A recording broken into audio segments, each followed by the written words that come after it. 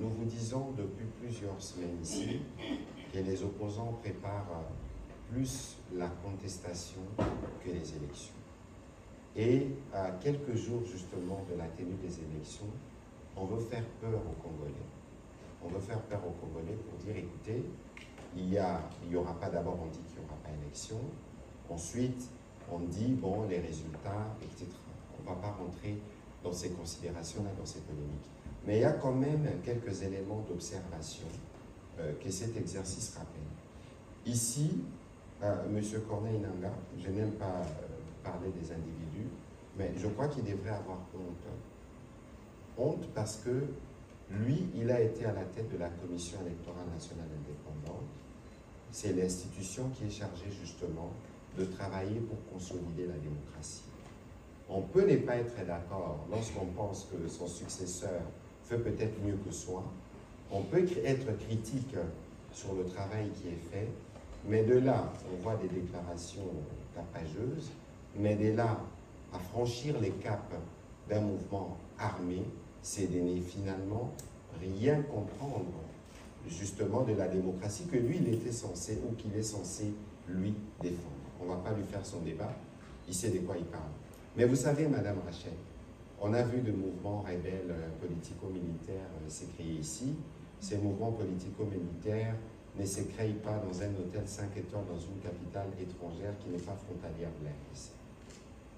Il aurait été plus vaillant, parce qu'on en voit, on en entend derrière les écrans, pour des besoins de buzz, on fait des déclarations, et on pense pouvoir faire peur aux Congolais pour les dissuader de ne pas aller voter, ou parce qu'ils savent que je ne voudrais pas politiser les briefings de ce soir. Vous-même, vous voyez la campagne, comment elle se déroule, on peut présager de ce que seront les résultats.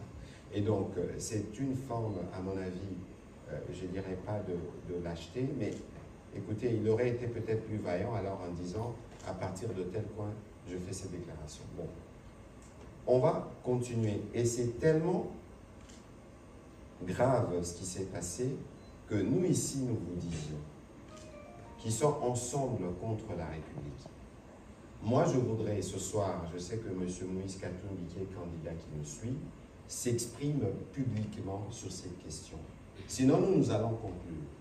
Vous avez vu que lorsque M. Katumbi a commencé sa tournée en province orientale, vous avez vu M. Nangaa lui souhaiter la bienvenue et dire de lui tous les biens qu'il a dit. Donc aujourd'hui, comme nous pensons qu'il y a un complot contre la République qui part du Rwanda, avec évidemment les terroristes du M23 et qui s'y trouvent des alliés, notamment M. Corneille Nangaa, qui ne s'est pas gêné de s'afficher avec quelqu'un qui est réputé terroriste et qui a dit publiquement son soutien à un candidat qui s'appelle Moïse Katumbi, et pour qui vous savez que sa campagne est battue et faite par des trolls rwandais ou par les Rwandais, ils battent sa campagne sur les réseaux sociaux.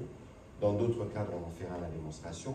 Et vous savez que M. Salomon, qui est très proche de Moïse Katumbi, a été interpellé, évidemment parce qu'il y a des liens étroits qui ont été établis avec les Rwandais. Il y a un besoin, parce que nous considérons, je considère que M.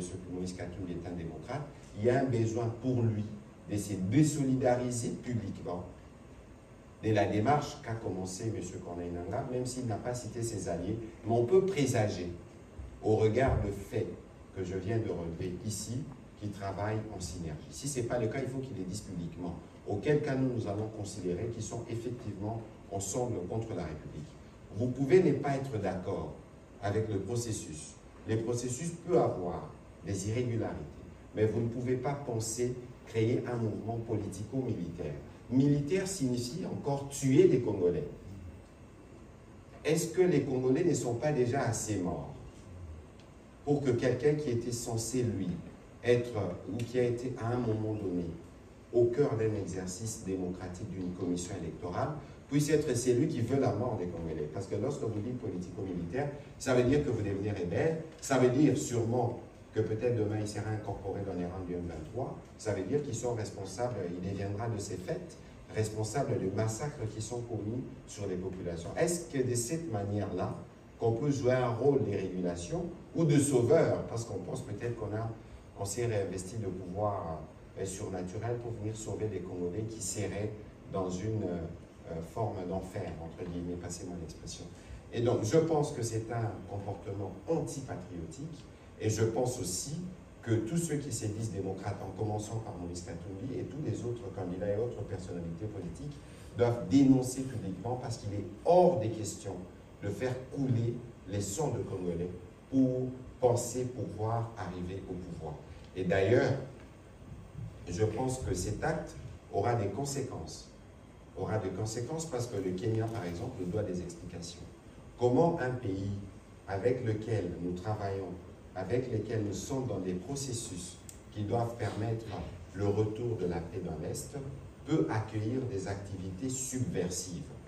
Il y aura évidemment des conséquences diplomatiques, en tout cas il y a une procédure diplomatique qui sera mise en place, peut-être que les VPM étant en campagne, mais sur le principe, le Kenya doit nous expliquer ce qui se passe. Et puis dans les mêmes registres, vous avez vu que nous avons obtenu un cessez-le-feu. Un cessez-le-feu, il y a quelques jours, et vous pouvez vérifier des nouvelles du front, nous apprenons qu'il y a un cessez-le-feu qui a été prolongé de 2 semaines. Et donc nous sommes en train de régler le problème qui fait qu'il y a 1 million de Congolais qui sont déplacés, qui font qu'il y a 1 million de Congolais qui ne seront pas en mesure de voter. Nous voulons régler les problèmes au prix de plusieurs sacrifices. Et voilà quelqu'un qui s'est dit patriote, qui aime le Congo, penser pouvoir, par les armes, par la mort, par les massacres de Congolais, penser pouvoir revenir au pouvoir ou réoccuper le poste des responsabilités. C'est antipatriotique, je le répète, et j'espère que j'ai été assez clair sur les sujets.